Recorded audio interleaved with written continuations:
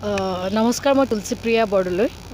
মই আজি any green এবাকাছৰ দ্বাৰা আয়োজিত ৰঙিয়াত যিটো কম্পিটিশ্যন আমি পাতিছিলোঁ, এটা স্কলাৰশ্বিপ প্ৰগ্ৰেম এটা পাতিছিলোঁ অংকৰ এবাকাছৰ, তাৰ আজি ডিষ্ট্ৰিবিউশ্যন চেৰিমনি আছিলে।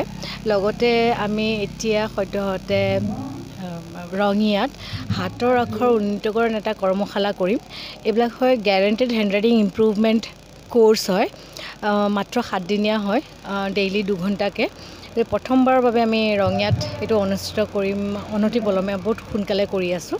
লগতে এতিয়া এবাকাছৰ লগতে যিটো বেদিক মেথছ হয়, বেদিক মেথছৰ ক্লাছেছবিলাক আজিৰ পৰা ধৰক আৰু এসপ্তাহ 10 দিনৰ পৰা ইয়াত কৰা হ'ব। বেদিক মেথছৰ ক্লাছ 6ৰ পৰা ওপৰলৈকে কৰা হয়, মানে শিকোৱা হয়। এতিয়া ইয়াত আপোনাৰ এবাকাছটো জুনিয়ৰ এবাকাছ আৰু ছিনিয়ৰ এবাকাছ দুটা এবাকাছ আছে। সেই দুটা মানে কেজি নাৰ্চাৰী লেভেলৰো এটা এবাকাছ থাকে আৰু এটা আপোনাৰ 1ৰ পৰা আপোনাৰ 12লৈকে থাকে। গতিকে এই গোটেইখিনি এটা ইনষ্টিটিউটতে গোটেইখিনি পোৱা যাব। হাতৰ আখৰ, অসমীয়া হাতৰ আখৰ, ইংৰাজী হাতৰ যিটো কেলিগ্ৰাফি বুলি কয়, আৰু মেথছৰ গোটেইখিনি সমস্ত যিখিনি প্ৰব্লেমছ আছে এইখিনি আপোনালোকে ভিভিড কেয়াৰত আহিলে আপোনাৰ সেইখিনি চলিউশ্যনটো পাই যাব।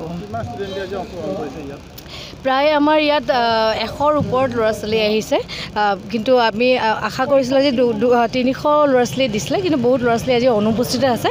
কিন্তু এই প্ৰগ্ৰামটো যথেষ্ট সঁহাৰি পাইছোঁ আমি ৰঙিয়াত। আজি কাৰ্যসূচী মানে আমাৰ যোৱা এপ্ৰিলৰ 21 তাৰিখে 2024 চন ৰঙিয়া কলেজত আমাৰ এটা কম্পিটিটিভ এক্সাম হৈছিলে VVT DCR ফালৰ পৰা। একচুৱেলি আমাৰ এইটো মেইনলি এবাকাছ চেণ্টাৰ হয়, এবাকাছ বেদিক মেথছ এইবিলাকৰ। তো আমি কম্পিটিটিভ এক্সাম ইয়াৰলি আমি 2টা পাতোঁ। তো আমাৰ ফাৰ্ষ্ট এক্সামটো হৈছিলে 21 এপ্ৰিল 2024। তাৰে আমি ৰিজাল্টটো দিছিলোঁ মে'ৰ 8 তাৰিখে। বাট যিখিনিয়ে পাৰ্টিচিপেট কৰিছিলে তেওঁলোকক আমাৰ চাৰ্টিফিকেট প্লাছ মেডেল আৰু এইখিনি আমি ডিষ্ট্ৰিবিউট কৰা হোৱা নাছিলে, যাৰ কাৰণে আজি আমি মিটিংখন আমি আয়োজন কৰিছিলোঁ।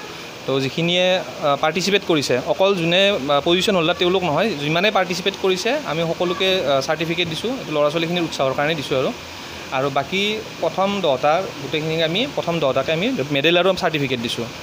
আজি মানে কিমান ষ্টুডেণ্ট আছিল ইয়াত?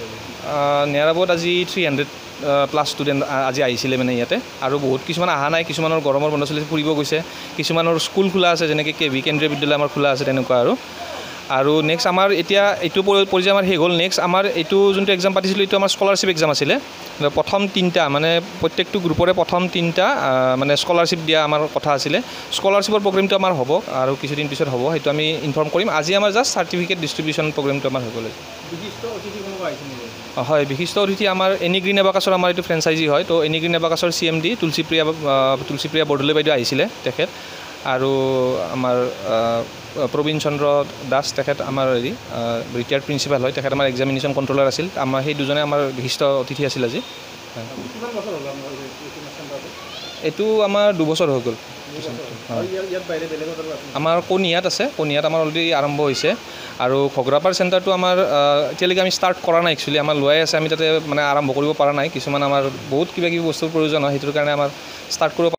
মই আমাৰ যি এই চেণ্টাৰ আছে ভিভিড এডুকেয়াৰ চেণ্টাৰ, এই চেণ্টাৰ মই আটাইলৈ উদ্যোক্তাসকলক আচলতে প্ৰথমতে মই ধন্যবাদ জনাইছোঁ, কাৰণ মোৰ ল'ৰা উদ্দীপন খালৈ আগতে যিমানখিনি এই বিষয়ত জ্ঞান আছিল, কিন্তু এতিয়া এই কোৰ্চটোৰ পৰা সঁচাকৈয়ে অলপ বহুখিনি পৰিমাণে ইম্প্ৰুভ হৈছে। সেইকাৰণে মই সকলোকে জনাওঁ যাতে এই বিষয়ে সকলোৱে জ্ঞান লয় আৰু ইয়াত এডমিশ্যন লৈ সকলোৱে যাতে এই বিষয়ে কিছু আগবাঢ়ি যায়। মোৰ দৰে হয়তো আৰু বহুত অভিভাৱক এই ক্ষেত্ৰত আগবাঢ়ি যাব পাৰিব। গতিকে এইখিনিয়ে ক'বলগীয়া। ধন্যবাদ। দেৱাশিষ বৈশ্য